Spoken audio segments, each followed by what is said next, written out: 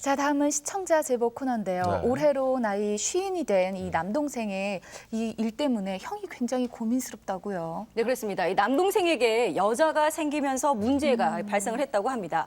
이 여자와 사이에서 아이까지 있지만 현재 출생 신고조차 하지 못하고 있다고 하는데요. 도대체 어떤 사연일까요?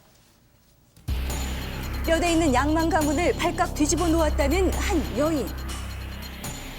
사기야 사기. 몇 사람이 지금 망가지는 거예요. 꽃뱀이라고 봐야지. 가족이 받은 충격은 더 컸습니다. 아, 얘는 우리 동생이 난 딸이에요, 딸. 그런데 아직까지 출생신고를 못했어요. 3살이 다가오는데 이 여자가 들어오는 바람에 아주 집안이 지금 시끌시끌하니까 이 양반 집에 이렇게 똥칠을 해놨으니 도대체 무슨 사연이 있었던 것일까요? 올해 50이 넘었지만 순진하기만 한 동생 걱정 때문에 밤잠을 이루지 못한다는 형. 우리 동생이 나이도 먹고 지금 50이 다 된 놈인데 여자 하나 만나서 드리고 왔는데 엄청 좋아했죠. 나이 먹은 놈이 뒤늦게라도 장가를 가서 애를 안겨주니. 50이 넘은 나이에도 직업이 변변치 않아 걱정을 샀던 동생 민규 씨는 4년 전 한 여성을 만나 가정을 꾸렸습니다. 나중에 알고 보니까 이혼도 안 한 사람이 와서 애를 낳고 저렇게 살고 있네요. 저걸 어떻게 했으면 좋겠어요.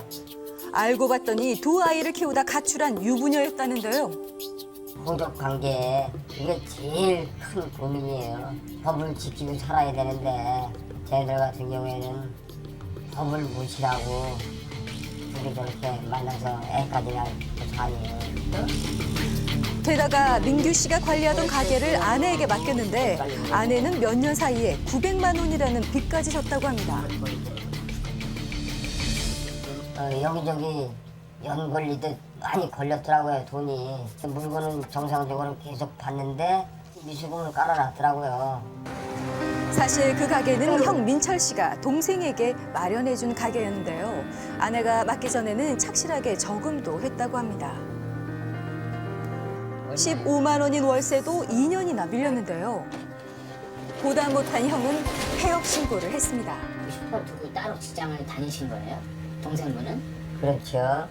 식당을 다녔죠. 그래서 한 달에 내가 알기로는 한 180에서 200 정도 수입을 벌어다 줬는데 형은 동생의 철을 의심합니다. 장사는 곧잘 됐는데 돈은 자꾸 비고 그래서 원래 남편 그쪽으로다가 돈이 새지 않았나. 아내에게 경제권을 넘긴 민규 씨는 빚을 진 것도 몰랐다는데요. 그 여자 때문에 지금 문제가 많이 발생해가지고 우리 양반 집안에 지금 쑥대밭이 됐어요. 이웃들은 부부의 사정을 알고 있을까요? 아유 말도 못해. 낙해지. 아들이 진짜 천한데 다뭐 자결제가 지금 뭐 보통 일이 아니야. 그냥 막 사는 거지 뭐. 특별하게 시어머니 문화가 안 들어야 되는데 삐져가지고 나중에 지한테 와서 사과 안 했다고 술 좀 먹고 갔어. 미국이 다 깨부수고. 주변에 이런 얘기에도 동생은 끝까지 아내를 믿는다는데요. 답답한 형은 동생을 만나보려고 합니다. 제사를 완전히 안아가지고 걱정도 되고 그래서 한번 얘기 좀 해보려고. 동생의 처 때문에 관계가 소원해진 형제가 오랜만에 재회했습니다. 민규 씨가 어렵게 속을 털어놓는데요. 그러시죠. 일단 나는 이제 처음 시작한 거고, 응? 그때 애가 있고, 나이 먹고 또 있으면서 또 뭐 나가라 마라 그러면 애가 또 불쌍하잖아. 응? 내가 또 혼자 키울 자신도 없고. 유부녀였던 아내를 민규 씨는 어떻게 만났을까요? 그렇게 처음에 만난 거는 상당히 오래됐죠. 사회인지 생활을 하다 보면 뭐 차 한잔 마시고 이럴 수 있는 상황이 되잖아요. 그때는 이제 나도 총각이고, 응? 또 처녀고, 그러다 보니까 만나면 호기심도 있죠. 막 아내는 민규 씨가 20대 때 흠모했던 여성. 근데 어떻게 다시 만나게 되셨어요? 아는 친구한테 결혼을 갔잖아요. 시집을 갔잖아요. 이왕이면은 잘 살아야지 또 옆에서 보기도 좋고 또 만날 때도 그냥 그렇게 지내는데 좋지 않은 소식들이고 또 이렇게 나와 있으니까 일단은 안쓰럽고. 술만 마시면 난폭해지는 남편을 피해 나온 아내. 그런 아내의 상처를 민규 씨가 감싸주면서 두 사람은 가까워졌습니다. 그러나 함께 산 횟수만 4년째라 딸을 위해서라도 호적 정리가 시급해 보였는데요. 자기 입으로 해결한다고 했거든요, 이번에. 조만간에. 멀쩡한 가게에 빚을 잔뜩 지게 결국 폐업시킨 것 역시 비난을 받고 있습니다. 그 당사자가 잘못은 했죠. 내가 봐서도. 근데 당사자도 잘못했지만 내가 더 신경을 안 쓴 부분이 더 잘못된 거죠. 나는 직장 나가서 열심히 돈 벌면 아내 살림 잘 하겠지. 그렇게 생각한 거죠. 아내에 대한 믿음을 바탕으로 아내를 무조건적으로 이해하려는 민규 씨. 제작진은 아내를 만나 직접 이야기를 들어보기로 했습니다. 어머니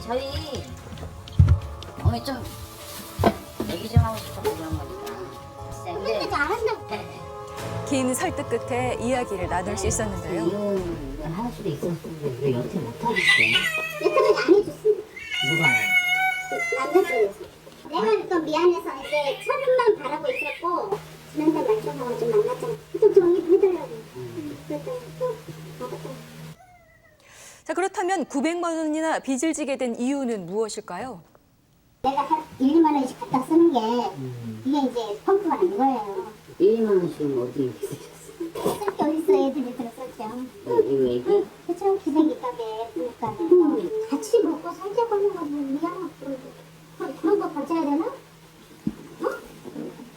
당당하던 아내도 딸에 대한 미안함을 토로하기도 했습니다. 100일 때는 식구들하고요 뭐밥 먹고요 볼 때는 출생식으로 안 했잖아 그까지 나도 차려준 것도 없고 식구도 챙겨준 것도 없고 그냥 모르세요 미안하죠 얘들한테 얘기하면 호적상 남편이 이혼을 거부할 경우에는 어떻게 할 수 있을까요? 술을 마시고 난폭하게 행동하는 경우는 이런 다른 일방 배우자에게 참을 수 없는 고통을 안겨주는 경우이기 때문에 혼인관계 파탄의 책임이 있다고 할 수 있습니다. 민규 씨 부부의 대화를 지켜본 결과 민규 씨에게도 문제는 있었는데요. 자기 마음도 얘기해봐 응? 자기 안 서운해? 쌀쌀 힘들잖아 대화를 하면서 곤란한 얘기는 무조건 피하려는 민규 씨. 남편분의 가장 큰 문제는 우유부단한 성격인 것 같아요. 이제는 그럴 것이 아니라 되는 것은 된다라고 확실한 신조를 가지고 접근을 하시고 말씀을 하셔야 될 것 같습니다. 민규 씨에겐 아버지나 다름없었던 형 민철 씨. 민철 씨에게 마지막 바람이 있습니다. 호적 관계만 해결되면은 가장으로서 잘못된 거는 좀 지적도 하고 서로 좀 이해하고 해서 잘 살았으면 좋겠다. 그게 형 바람이다. 네, 새롭게 가정을 꾸린 지 4년이라는 시간이 흘렀는데도 아직까지 전 남편과의 관계가 정리가 안 됐다는 거 굉장히 안타깝습니다. 문제는 새로 태어난 아이가 출생신고조차 못하고 있기 때문에 이 아이를 위해서라도 가족관계 등록을 좀 정리할 필요가 있지 않을까 싶어요. 그렇습니다. 3살 된 아이는 출생신고도 하지 못해서 어찌 보면 서류상으로는 세상에 존재하지 않는 아이가 되고 말았는데요. 예. 양육수당이라든지 법적인 혜택조차도 받지 못하고 있었습니다. 그나마 다행인 것은 촬영이 진행되면서 전 남편으로부터 이혼을 하겠다는 의사를 밝히는 전화가 있었다고 하는데요. 예. 아무쪼록 이 딸에 대한 이 출생신고 문제도 잘 해결되기를 기다리겠습니다. 예. 만약에 여차해서 이혼이 성립이 안 된다 하더라도 아내분 호적에 먼저 등록을 할 수 있는 이 방법은 없을까요? 실제로 그 아내분이 이혼을 안 하고 남편이 있는 상태이기 때문에 만약에 그렇게 된다고 하면은 사실은 그 원래 남편의 자녀가 아니라는 친자 확인을 받는 소송을 거치셔야 될 것 같습니다. 잘못하면 이제 전 남편의 아이로 등재가 될 그렇게 수도 있기 등재될 때문에. 수밖에 없는 과정이 되어 있습니다. 아무튼 뭐 아내분께서 전 남편하고 사이를 빨리 좀 정리하시는 것이 아이를 위해서는 최선의 방법이 아닐까 생각이 됩니다. 네.